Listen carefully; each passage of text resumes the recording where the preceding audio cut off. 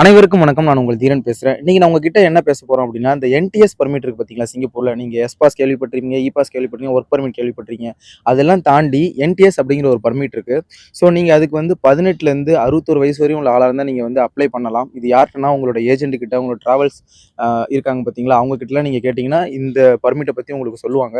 So உங்களுக்கு வந்து 2000 வெள்ளி சம்பளம்னு சொல்லி குடுத்துருவாங்க. இது என்னென்ன கேட்டகரி வருது அப்படின்னா, நீங்க உங்களுக்கு நல்லா கறி வெட்ட தெரியும், நீங்க நல்லா ஒரு டிரைவரா இருக்கீங்க, நீங்க ஒரு வெயிட்டர், நீங்க ஒரு குக், அதுக்கப்புறம் உங்களுக்கு வந்து இந்த கேர் விக்கர்ன்னு சொல்லிட்டு சொல்லுவாங்க. ஸோ இந்த கேட்டகரியில வர்ற எல்லாத்துக்குமே வந்து இந்த பர்மிட் கிடைக்கும். ஸோ நீங்க சிங்கப்பூருக்குள்ள என்டர் ஆகணும் அப்படின்னா, நீங்க இந்த S pass, work permit, e pass அப்படி போறத விட, இந்த என்டிஎஸ்ங்கிறது இந்த பர்மிட்டையும் கொஞ்சம் யூஸ் பண்ணி பாருங்க. மேபி உங்களோட ஏஜென்சி யாருக்காவது அதில லிங்க் இருந்துச்சுன்னா, உங்கள ஈஸியா கொண்டு போயிட்டு அங்க விட்டுருவாங்க. ஸோ நீங்க சிங்கப்பூர்ல வந்ததுக்கப்புறம் உங்களுடைய ஸ்கில்ல டெவலப் பண்ணிட்டு, உங்களுடைய ஸ்கில்லுக்கு ஏத்த மாரி நீங்க அடுத்தடுத்து சம்பளம் வாங்கலாம். அடுத்தடுத்து நீங்க அப்டேட் பண்ணிட்டும் போலாம். இந்த என்டிஎஸ் பர்மிட்ட ஒரு டூலா நீங்க யூஸ் பண்ணிக்கலாம். நீங்க உள்ள வந்துட்டு டெஸ்ட் கூட அடிச்சுக்கலாம். ஒரு கம்பெனியில வந்து உங்களுக்கு என்ஓசி லெட்டர் குடுத்துட்டாங்க அப்படின்னா, நீங்க அங்க டெஸ்ட் கூட அடிச்சுக்கலாம். ஸோ இந்த பெர்மிட்டுக்குள்ள வர்றவங்க ஈஸியா உள்ள என்டர் ஆகி அவங்களோட ஸ்கில்ல டெவலப் பண்ணிட்டு அடுத்தடுத்த கட்டத்துக்கும் போய்க்கிட்டும் இருக்கிறாங்க.